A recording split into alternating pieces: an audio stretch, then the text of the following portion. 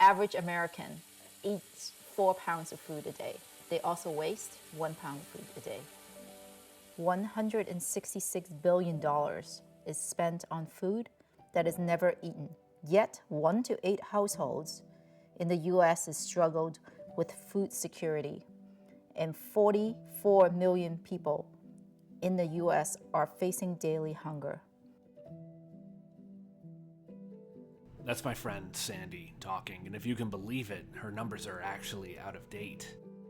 It is shocking to me. The most prosperous country that has ever existed still is having trouble feeding all of its people. I should also probably introduce myself. That's me. And this will probably be definitely be the last time you see me because I don't like being on camera.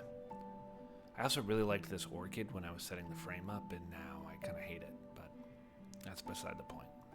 Anyway, food waste in general is responsible for quite a bit of the waste human beings leave behind. And the industry itself is responsible for hundreds of tons of CO2 emission. For me, that's a number that's too big to even fathom, but I know it's a lot. I'm pretty interested in the relationship we have to food, from growing to how we prepare it to how we dispose of it. And I can't help but notice that we are really bad at this. Most food is being wasted, at least in my household, and I live in New York City. I can go to some of the best restaurants in the world and spend hundreds, if not thousands of dollars on incredible meals, but on the way there, I will most definitely pass 2 or 3 people that haven't eaten in days. It's a discrepancy that is often ignored, but it is right in our face, and I'm wondering, how can we be better with our food, not just for ourselves and our own health, but the environment as well? How can I buy better? How can I eat better? How can I prepare better? And how can I dispose better? And so in this project, I came across a group of women that are truly just living their normal lives, but doing things that are helping. And I wanted to share their stories because I took a lot from how they're choosing to live, even in my little apartment in New York City. So my first question was, of course, where do we source our food? And I had 2 people in mind. This is my friend Samantha. Samantha is an arborist, and I really just wanted to get her philosophy. I also ended up sitting down with a woman named Karen Archiplay, who runs Archies Acres, a hydroponic farm that actually does some great work with military veterans. But I wanted to see how we can source our food better and how that might start the chain of waste and disposal on a better path. I feel like somewhere along the way we lost our connection with a garden, with having a garden and caring for a garden, because we've been sold that our worth is in our work and not in our home. But somehow we got misled somewhere. Somewhere along the way we learned that it would be better to not have to take care of our garden than it would be to, be very active in the garden. If we continue down this road of low maintenance, xeriscaping yards that don't need our attention, or lots of hardscape and all of that, if we continue down this road, what we're looking at is higher and higher temperatures, 100%, because we have what's called the heat island effect. It's not dramatic to say that if we continue on this path, we are going to warm the planet irreversibly. We'll get to a certain point where bringing it back would take major drastic measures. I mean, I can't even think of how much you'd have to do to try and reverse something once it gets to a certain point. But there is so much to do still now that could make a difference. The best thing we can do in life is make a difference. If we're not all in it together, then we should all quit. This was my dream. I wanted to own a farm. I wanted to just turn off the city. I'd been through a lot, and it was just like, okay, let's try this life. We moved here 18 and a half years ago, actually when my husband returned from Iraq. My husband be in Iraq, and even getting the occasional letter home just on how tough it was. They didn't have the right equipment. They ran out of food. Colin used to say that USMC stood for You Suckers Miss Christmas. To me, it was like watching this disaster happen before all of our eyes. And when Colin got out of the military and he built that first greenhouse, there was a lot of talk. come on Archie, one more tour. Sign up, they're giving $30,000 sign-in bonus. You only have to go for 5 months. It was like just a lot of BS. But a lot of his friends were doing it because they didn't have another way to go. And I thought, you know what, we have a farm. Our small greenhouse was 30 by 60 foot. And yet it equaled the pay of an E5 in the Marine Corps being shot at. I had my son naturally, and a huge part of having a healthy pregnancy and birth is being incredibly healthy. And that's not just what you put in your body, it's how much time you actually spend out in nature, how much vitamin D are you getting, like how much sunlight are your eyes seeing? And then to put into your body something that you know was grown in healthy organic soil, that was not treated with pesticides, that was not treated with herbicides. I was always raised to eat good food and eat organic food and cook at home as opposed to just like going out or ordering in or cooking from boxes or something. Growing it became something I did more in my adult years. Since I now live in a biodiversity hotspot, there's so much opportunity and there's so much sun. I do a lot of home orcharding as well as edible gardening, providing an environment that has really healthy soil in a landscape that is mainly natives, that helps capture carbon from the atmosphere. So that means more opportunity for growing food. So I've set up my fruit trees in my yard to have successive ripening, which essentially means that they won't ripen all at the same time. They'll ripen incrementally. So you can see that this peach, for instance, is already leafed out. It has its fruit on it, but my nectarine over here is only just starting to blossom. So that is, I will get these peaches first, and then I'm gonna go over there and get my other peaches, and then the nectarines come, and the apricots somewhere in between there. It's important to me to have that because that means that we will have fruit all summer long. These are mostly stone fruit and citrus, so we will have fruit for every single season. I think it's important for people to be more minimalist about what they want and not be like, I just love peaches, I want peaches all the time. Organic is a no-brainer for me. So I eat organic, so why would I ever feed you something that's not? I think that big farming, go big or go home, that's gone. How do we protect our rivers, our streams, and our oceans if we're pouring chemicals into them? And if that chemical is built to destroy a bug's stomach, what's it doing to yours? And why are we the ones that have to get certification, right? I mean, organic was initially how you grew food. And then they came up with all these shortcuts. And those shortcuts have not done anyone any well. That's not doing our planet good. To grow healthy, good food and to grow healthy, good trees, we want a fungal dominant soil. And so that's why you see mulch everywhere in my yard. Soil can capture carbon from the atmosphere and really help fix a lot of things in our atmosphere regarding our carbon problem. Really reduces temperature, increases rainfall, and it's very important to a healthy environment to have good soil. Our farm, to minimize waste, and we did not want to participate in being one more business that was polluting. And so we came up with Hydro Organic, but to sell living basil. It was necessity. So we live at the end of the hose. 2 hours east of here, Imperial, water is $20 an acre foot.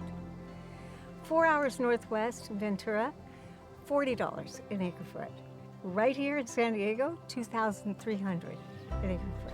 So if you're growing basil in the ground, we could have 7 to 9 crop turns a year. Hydro-organically, we have 17 to 20. With tomatoes, it's 8 to 10 times the crop with 1/10 of the water. It is absolutely a point of pride for me to think that we participate in protecting our rivers, our streams, our oceans, but also we're reinvigorating the family farm throughout America and beyond. I want to definitely be mindful of the footprint we leave and how we can show other people that, to eat organic should not just be for the elite. It should be for everybody. If you buy herbs, like if you were to stop buying herbs because you're growing them in your kitchen, you would be buying a lot less plastic.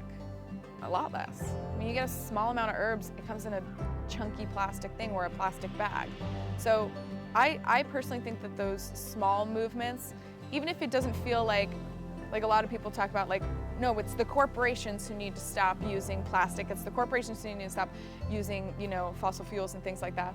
It's still a good feeling to me to not buy that plastic container, and to show my son that it's as simple as caring for a plant, that then you don't have to buy these plastic containers. I feel it on my conscience every time I throw a plastic container in the recycling bin. Every time I pick it off of the shelf at the grocery store, I'm just like, shouldn't be doing this. It's so easy to grow, So I really try to focus on what I actually use, plant what I actually use. Honestly, this was a really fun 2 days of filming. I learned a lot. I made full pieces, by the way, for actually every woman you're going to see in this documentary. And I can tell you that here we're just scratching the surface of their story. So if it's of interest to you, I really recommend checking it out. But something in the back of my head kept poking at me, which was that I, again, live in New York City. I don't really have the space to be growing any more than what my windowsill can carry, and so the result is I am going to be buying a lot of food, organic or not. And this is where I was really inspired to sit down with my friend Sandy, because Sandy has an incredible story she'll tell you about in a moment, but it's lent itself to a mantra or a philosophy of zero waste if possible, and for me this was the most accessible. Sandy works in the same industry as me. She cooks a lot. She is constantly shopping for food, and yet she's found a way to minimize her footprint as much as possible in this modern world. And for me, that was the most inspiring. So I wanted to sit down with her, and that led to a completely different conversation I wasn't expecting. For me personally, I think it's my journey coming here and my background of having, grew up with nothing. I grew up with nothing, and so when my family escaped, we were in the refugee camp. We were there for about 9 months, and the Red Cross was there, and I just remember just lining up for food, and because there's 5 of us, my siblings, and we would get like a certain amount of rice and canned food. And each week we would stand in line, and Red Cross would give us that depending on the size of our family for the week. And then, or sometimes every 2 weeks because they're not there all the time. And so we have the well to get fresh water. So those are like our meal is just kind of have to last. I try not to waste food because to me, I still have that, the memory of like, that's all the food unless it's rotten, of course. And I almost never really want to throw out any food because I'm like, oh, that may have to last. In the wartime, and the connection to food is the only time that we actually get to really sit down and kind of make a plan. What are we going to do is like to talk about the future, to talk about what our plans are. And I think the way we connect is because we also wanted to forget what's happening around us, and I think that's how we connect, in the culture, in the Asian culture, in my culture, my family, is that we want to just share the meal. We want to forget what's happening around us. This is our time. This is what we're going to eat and enjoy at the moment. Because you know what? What's around us may not be enjoyable. That's how I connect with my daughters. I make it sure that from Monday to Thursday, we have family meal. Like from Monday to Thursday, is mom cooking. There's definitely an increase in the bond in our family from having this garden to care for together. We enjoy coming out here all the time. It's something we do every single day. It's just part of our lifestyle. It's natural for us. I think our lives have changed from doing all of this gardening and being more sustainable at home to being just overall healthier and happier. and having confidence in that health. What I see in my own son is that he is perfectly happy to eat fresh, healthy food. I see a lot of kids like really addicted to snacks and boxed things. He doesn't eat any of that. What I think is really endearing is that sometimes he sees trees, or he'll see trees in books or something, and he'll go, yum, yum, yum, yum, yum. He knows that food comes from trees. And he sees our food growing on our trees, and he wants to pick it and eat it right then and there. I always never want them to throw away anything, because I said, you know what, even if they order something, right, like a rice dish and they didn't finish the rice, I said, I could make fried rice with that.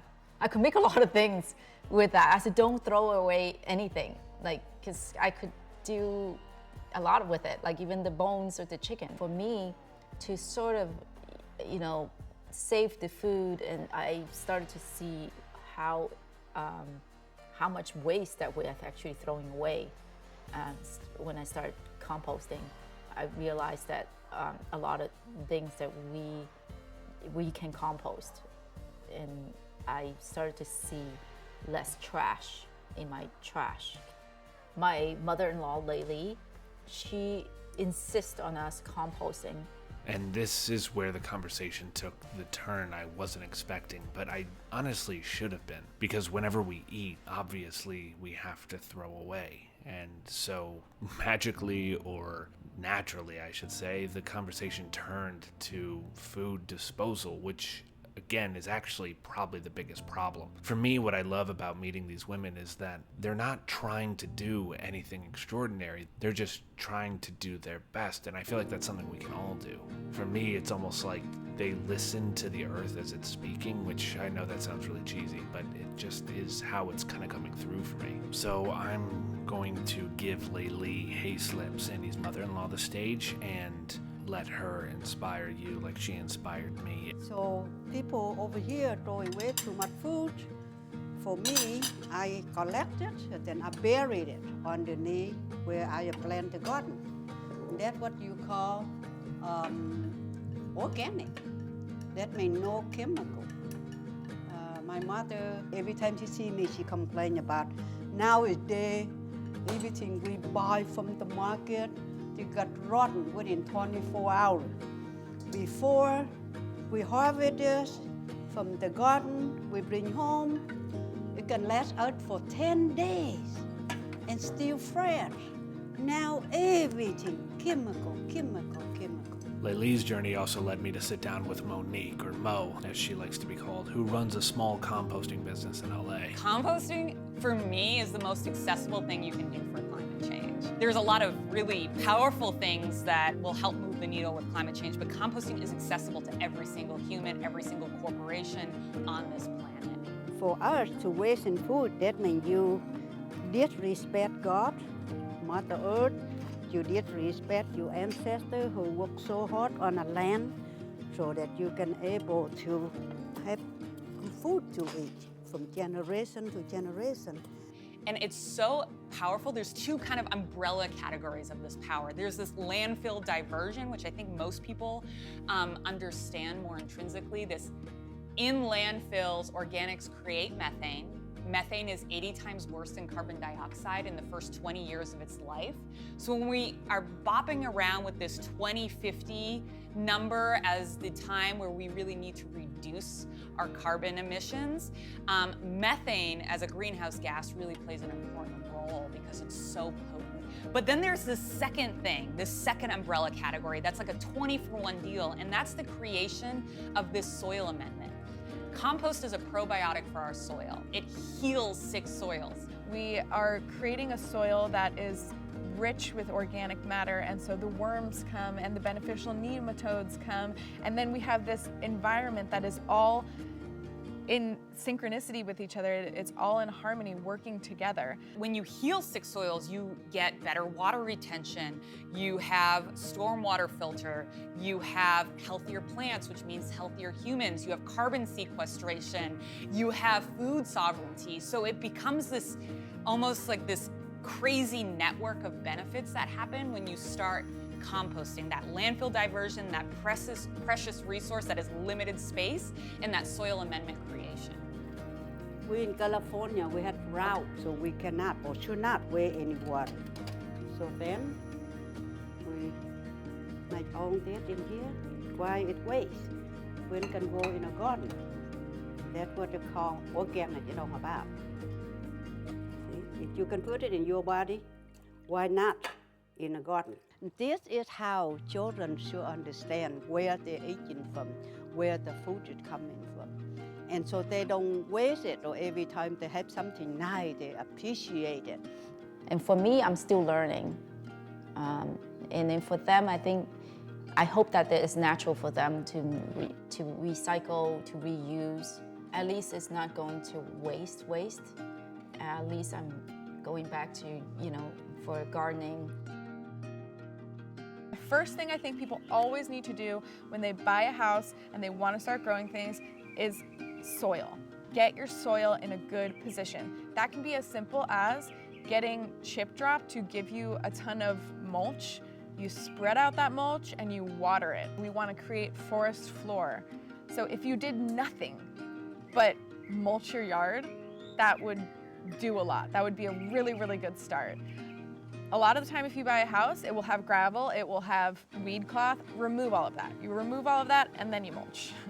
I think for people to get their minds around how can they make a difference at home and how, no matter where you live, somebody's going to be growing something. Get to know your farmer and get to know your small organic farmer, because those are the ones that struggle the most, but they believe in what they're doing.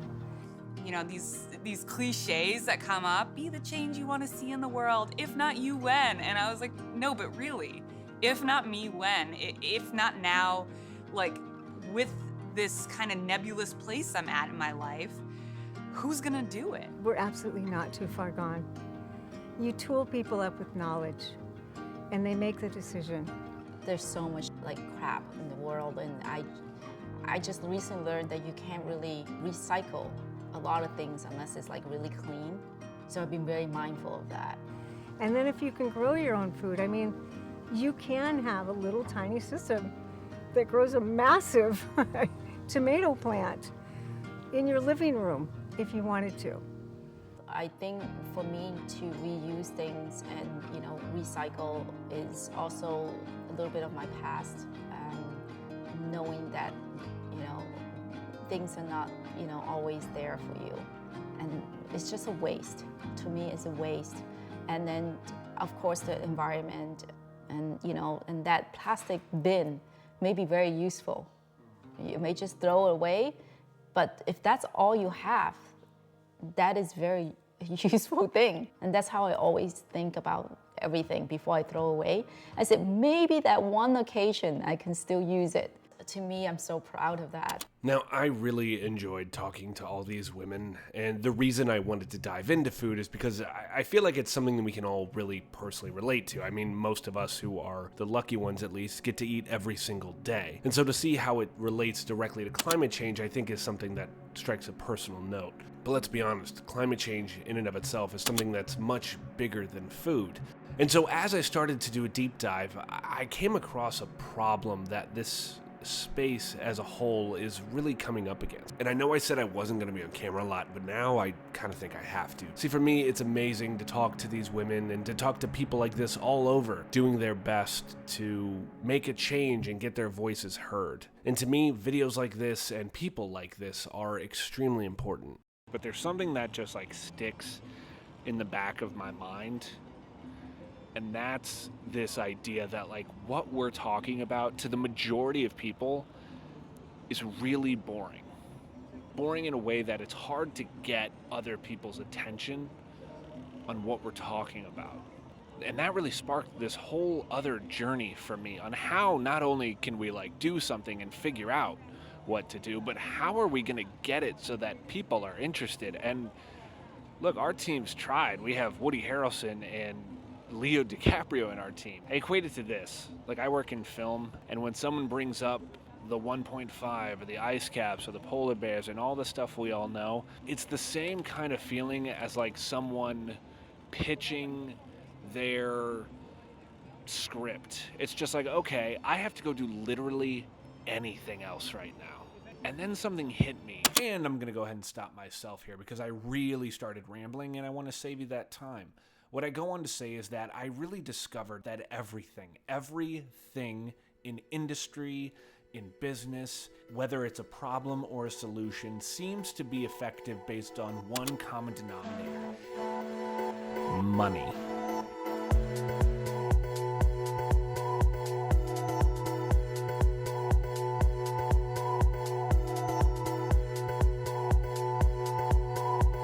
You get the point. From a very young age, our media teaches us that money is the most important thing, and then we spend the rest of our lives trying to figure out how to get as much of it as possible. And whether you'd like to admit it, money does control most of our lives. Coincidentally, I would say you could say it's responsible for a lot of the problems we're facing, including climate change. So then my question became very simple. How can we create a system where saving the world is actually extremely profitable?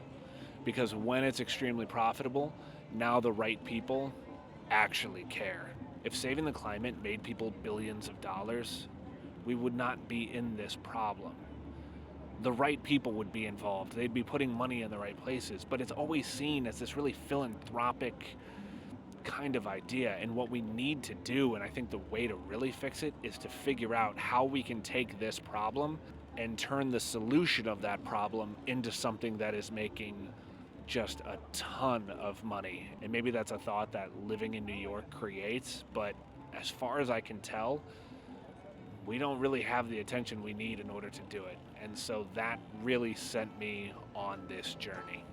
So with my idea in hand and a clear direction of where I wanted to go, I did what everyone does. I procrastinated a little bit, and then finally got to work. For this project, I thought the best way to test this theory would be to just sit down with a sustainable business owner, somebody who has lived what I'm talking about, and see if this argument of mine actually carries any weight. I wanted to see what their take would be on this question that I'm proposing. So in order to do this, I researched companies that were at least 50% sustainable, which, by the way, that's an entire other video I can make, and were companies that were for-profit based in the New York City area. By the way, this is not the real research session, this is a reenactment of the real research session. Although the real research session was a lot like this. Alright, moving on. And with a list in hand of both friends and cold calls, I got to work. And to be honest, I thought it was going to be easy. Hello? Hey Jamie. Hey. James McKinney, how are you? I'm doing well, how are you? I'm doing very well, thank you. Listen, I'm sorry to bother you kind of out of the blue. I'm working on a documentary. But this ended up going on for a while. Hey, how's it going? This is James McKinney. I was trying to get in touch with a Mark Ronson. The business Mark Ronson. of like sustainability. Exactly what we're trying to do, and I think what we can do is it's really about getting the right people in financial space, and I think that if we do really a the piece, way forward when it comes Andrew, to that's exactly what I'm doing. Sarah, 15 minutes, talking really really trying to show that like in order for exactly, that's exactly what I'm talking about. So I just wanted to see if they'd be interested. All right, I mean, I'll give you the Nope, I'm sorry, it just, I can't, okay? Okay, all right, well, thank you so much. Yep, have a great day. Thanks, you too. That was so mean. But as they say, if at first you don't succeed. Hello? Dave. Yes. Hey, this is James McKinney. Do you remember me by chance? I did some videos for you like last year. Yeah. Hey, James. How are you? I'm really well, man. Hey, I'm sorry to call you out of the blue like this, but I was... You already know the pitch, so I'll spare you the conversation. But long story short, Dave is actually someone who has 2 companies in this space, but not out of any activist or moral sentimentality. It's really just about the business and the market he sees. And you might already know who Dave is if you were born around the time I was born, meaning the early 90s, and ever pretended to be slightly not feeling great so you didn't have to go to school that day. You may have watched this show. Dave, was it easy? Oh my God, it was minutes, man. He came back to us so quick, it was ridiculous. Dave would go on to actually become the co-host of the Maury Povich Show, but the show really served as a launching pad for his company Vortec International, and this is what would make him his fortune. Vortec creates security solutions solutions for everyone from elementary school kids all the way up to foreign dignitaries and diplomats. He's actually served contractually under every administration since Clinton and has done quite a bit of work, some he can tell you and some he can't, with the Department of Defense. So as a result, he's very different from anyone I've spoken to, and I think might be the perfect person for this episode, which is exactly what I told him on the phone and got us to here. How's noon? I can free up about a couple hours at noontime. Noon's great. Yeah, if you're willing, like noon's great. It'll be me and one other guy if you're willing. Okay, cool. All right, so I'll have my producer email you and like we'll go from there. All right, Jim. All right, thank you so much. All right, talk soon. All right, bye-bye. Let's go. Let's go. Finally, he said yes. Oh my gosh. All right, I gotta call Lacey. Lacey is my producer on this project, so extra shout out to her, because while I was very excited to interview Dave, Lacey was tasked with figuring out how to get to Dave because he does not live in New York City. One of the things that's very difficult about living in New York is that it is impossible to get anywhere quickly. So in order to get to this interview, I had to take a train, to take another train, sit on this platform for a moment, take a third train so that I could rent a car to get here. This is upstate New York, and it's actually one of my favorite places in the world. If you haven't been, I cannot recommend it enough. And so in order to go meet Dave, it's now where you find me. Just so you know, I did ask that we take a helicopter to his house, but it was $15,000 over budget. And it's also not the greenest way to get to a place. But I did ask. Twice. Anyway. We're good? All right. I legitimately tried to call like 6 or 7 people. None of them wanted to be on camera talking about this issue.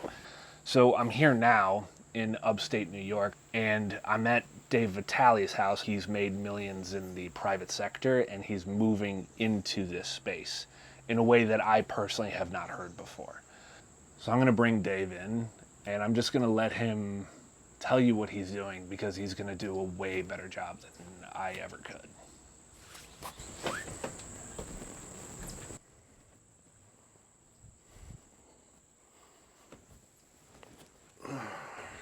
All right, man, so we're just gonna start with your name. I'm Dave Vitali, and I'm the founder and CEO of Common Purpose. Cool, so what was the inspiration behind finding Common Purpose? How it all started is because of my wife actually was the one who originally came up with the idea. She's been trying to shop sustainably and green for over the last decade. Wanted to do better stuff for the planet. Do we have to do this like this? What do you mean? Like in this format. We don't have, like, what other ideas do you have? Follow me for a drive. Let's get the hell out.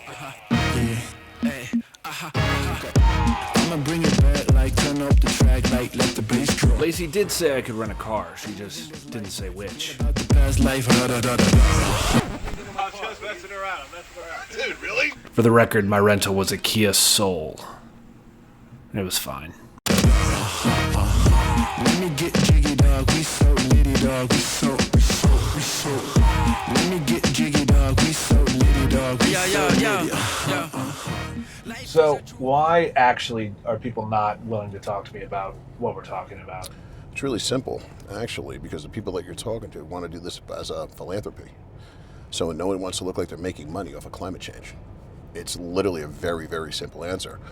And just because of the way that this has been portrayed for the last, 50 years, the world's going to come to an end. Florida's going to disappear. The East Coast is going to disappear. Polar bears, penguins, you name it, everything's going to disappear. And another issue is, the biggest issue I feel, politics. People politicize this. It has nothing to do with politics and all about the planet. And a lot of people don't want to fix the problems. So what is your company then? Common Purpose is going to be the first. That's the name of your company, Common Purpose. Yeah, Common Purpose is the name of the company. Common Purpose is the first global e-commerce marketplace for sustainable goods and sustainable products and goods. From every brand that you know and up and coming brands that have complete sustainable lines. So, okay, so like walk me through the difference though, because I've been on websites that do, they sell sustainable whatever. So what? Yeah, they'll sell a sustainable toothpaste and they'll sell a sustainable piece of bamboo that you could brush your teeth with. See, this is the thing, is a lot of people don't get it. Every brand that you know and that you can think of, thank you, have sustainable lines. Nike, Adidas, Puma, Brioni, LVMH, all of these companies have sustainable products, and a lot of them, but they're afraid to do it. You know that e-commerce produces over 3 billion pounds of trash a year. That's enough to go around the planet. In like 1 year. 1 year. Annually. Just like regular everyday shopping. Brand, but just like everybody. I go and I buy a thing and I. Yep. Yep. Think about it. I want you to think every time you order something, how many packages does it come in? I mean, like everything you're saying makes sense. Think about logistically. You see, now this is the thing that a lot of people don't follow because they're not in it. They don't understand logistics about how many spots that everything has to go to get to its destination. Right. So unless you know a way to circumvent and fix this, the problem is going to persist. Right. It's not going to go away. Listen, I'm not going to knock Bezos for what he built. I am not going to do that. I mean, what he built is impressive. It's awesome. I mean, I got to give credit to the man. You got to give credit where credit is due. Right. Phenomenal. However, helping the planet was definitely not in part of that formula. I mean, I want you to understand this and think about this. All right, listen, we're going to do this. We're going to make it easier. We're going to make a logistics program. We're going to make it so people can shop, get anything they want at a touch of a button. All right, what do you mean about the planet? What do you mean we're sending 12 cardboard boxes to pick up 2 pieces? What are you talking about? No one gave a shit. Right. And when he was building it, and I understand that, because again, you've cried wolf for so long. This is what it all comes back to. And this is where people miss the mark. You know, everybody wants to jump on that bandwagon as long as they see a chance to make money.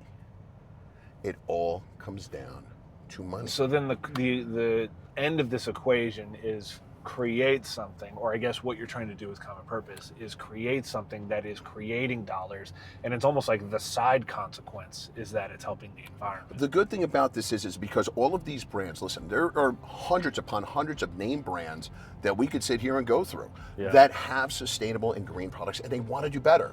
They want to do better. They're making the products, but they're afraid they can't market it. Right. They can't market anything like that, because if they do, everybody's going to throw stones at them. It's going to be greenwash. It's going to be this. It's going to be that.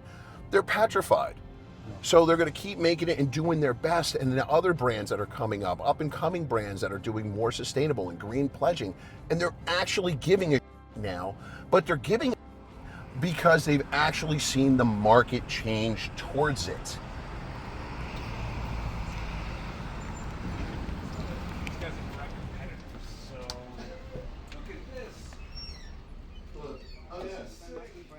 You got blueberry muffin? Yeah. Yep. Yeah, toasted with butter? Yep. You want one? Toasted with butter. I love it. Toasted with butter. That's B-U-T-T. Yeah. You want something? People look at this and they don't realize. You know, people are like, oh, it's just shopping. It's like, well, you know what? It's just shopping. How much shopping do you think people do? I mean, I want you to think literally every day. Every I day. shopped yesterday, this morning. So did I. Yeah. So did I. And you know, this is the thing is with a lot of people, and this is the thing for people, and this is the problem for people that want to shop sustainably and green. They get fatigued. Right. They get shopping fatigue because it's exhausting. What happens is it's neurological. Is people don't realize that the reason why certain places do so well is because it's so simple and so easy. Okay. So what we did with Common Purpose is I made it easier. 80% of the U.S. alone wants to shop more sustainably, don't know how. They did $173 billion last year, as I said, in 2023. And that's what that 80% that does. That's not with the 80%. They left $130 billion on the table. And I can Google that and look that up. Look it up. Oh my God. Look it up.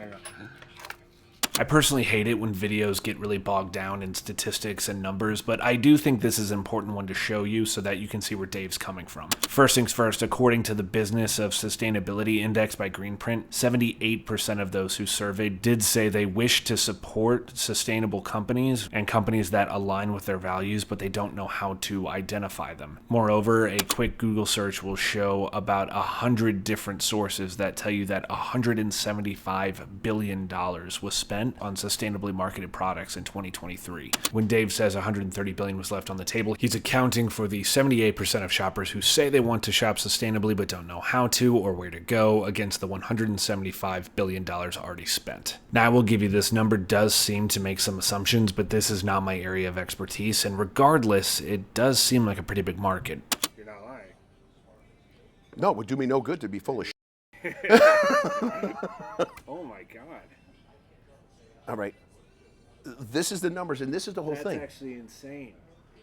That's crazy. This is what I'm talking about. But nobody's addressing this problem. No one's addressing Why? because they don't have the balls to do it. It doesn't make Because sense. you're going up against, all right, you want me to be quite candid? All right, I'm going up against the biggest companies that there are. I'm going against the biggest and the most powerful people in e-commerce on a global scale. I made sure I said nothing until all of the patent pendings on an international level were in, marked, So every in other piece words, of the marketing. big guys can't come in and say, great idea, we're going to take it, yeah. Okay. But you can't take it. See, this is the whole thing. No matter what these big companies do, logistically, they're not set up and formulated to do what common purpose does, what we're going to do. Think about it. What is the old term? What is it? Buy in bulk, sell. Buy in bulk, warehouse, sell. You have to build an infrastructure. Common purpose has to build nothing because it's already there. I'm going to a brand. I go to Nike and I go, hey, Nike, listen, what's your sales in the Northeast? What's your sale in 10001? Okay, we're making X of my sustainable products. Okay, so what if I was to tell you that I'm going to bring you over 70 more percent of the population looking to buy sustainable would buy your product. Right. And you have to do absolutely nothing but ship it from a place that you already So own. you're literally calling and saying, how'd you like to make more money? How you want to make more money? Yeah. Oh, by the way. But so that, literally, this is my whole thesis around But this is the whole thing, though, is we're a purpose, we're a cause. We're there to fight and to bring to market what you've been trying to do. And for years, And no one's been listening. no one's listening. Yeah. No one So listens. now you bring money in. Now what we just did is we made it for a profit. Profitability will equal sustainability. This is the analogy of what I'm going to, and this is another thing is that we have to worry about is because a lot of these brands do this. Or a lot of these groups, it's again, all or nothing. Thank you, dear. You're welcome. There's jelly on the table if you like. Oh, you're the best. Thank you. This is the deal, is that they want to do all or nothing. If that's, You're saying like people who want to shop sustainably, if it's not. No, I'm not talking about people, not consumers. These groups, these green groups, and all of these foundations. If it's not all of it, it's not enough. Right. That company is trying, and they're trying to do the right thing, but your group and your foundation wants to throw rocks at it because that's how they make money. I want to make bad companies good and good companies great. We make it so it's more profitable. We're the ones that take the brunt of it. So the market is there. The market's monstrous, yes. And now you're poised to take it. Oh, we're going to take it. It's not if. We are going to You're take it. It poised is to my take it, market. and yes. that's, if I'm doing my math right, $300 and something billion on the table. Over 330 Just billion the US. in the U.S. alone. When Big can numbers. I work for you? I'll do whatever. I'm good with cameras. You know, we'll figure something out. But this is the thing, you see how excited you are about this? Yeah. And we're just having a conversation. This is what I'm talking about. Right. Everybody's passion is great. I love passion because that's what drives us all. However, if you can't make any money doing it, it's not going to last. This is like the conversation that we have to start having, I think, to actually make a change. And then it's like, if we're the soldiers that fall because of it, So be it. exactly, so be it. Dave and I talked for a few more hours about his businesses, where else he wants to go in the space, and honestly, it's all pretty interesting. But what it really made me realize was, at the beginning of this video, I really said that we were missing the point, and that because we weren't bringing dollars in and making this profitable, my implication at least was that the whole point was moot. And one thing I've learned is that that's actually not the case. What we need to do is we do need the moms that are hell-bent on recycling and making sure everyone's mulching, and the small businesses that are doing it just for the morals of it. But I also think this X factor of bringing people in who honestly don't care about the planet or think it's a hoax or think it's whatever if we can get them in because there's dollars there, at least everyone's on the team. And so the question, I think, is do the ends justify the means? And that's really for you. I think they do, but maybe I'm wrong. So let me know what you think, and I hope you enjoy this journey. Thanks so much.